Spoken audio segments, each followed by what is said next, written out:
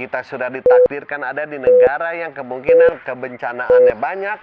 Insya Allah sudah kita wakafkan diri kita, harta kita untuk terus menjadi penolong. Apalagi profesi kita itu memang bisa melakukan itu.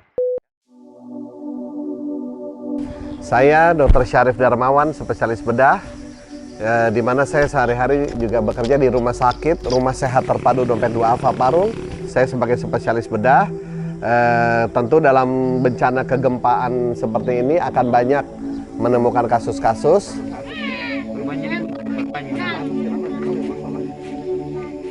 Bismillahirrahmanirrahim. Saya tahu bahwa bergabung dengan sebuah rumah sakit yang berada dalam suatu korporatnya ini dalam hal ini adalah Dompet Duafa sebagai lembaga kemanusiaan, maka akan ada kemungkinan satu saat saya sebagai dokter organik diberangkatkan oleh Dompet Duafa. Saya sudah perhitungkan dan memang itu meniatkan saya untuk 6 tahun yang lalu saya daftar untuk menjadi spesialis bedah di rumah sakit Dompet Duafa. Tidak sekedar berada di rumah sakit dengan rutinitas, tapi saya juga bisa menolong orang outdoor dan memang saat itu pertolongan kita dibutuhkan.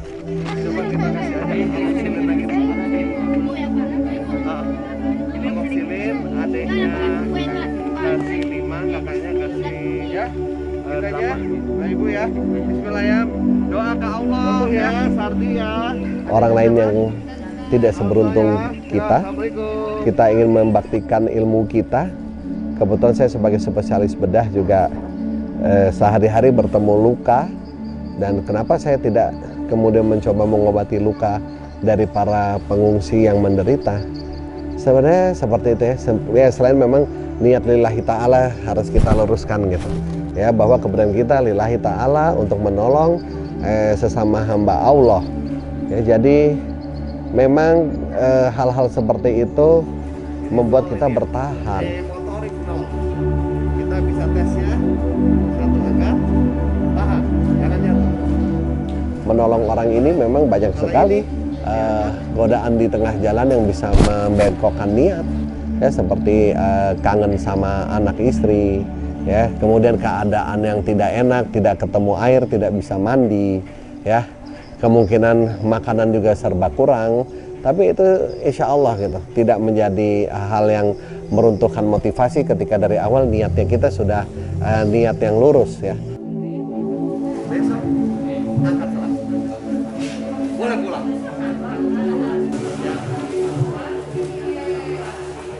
Bagi kita relawan udah jelas lah, jihad dalam kebencanaan ini ya adalah jihad melepaskan diri dari zona nyaman yang sehari-hari kita bisa lebih enak di rumah di Jakarta.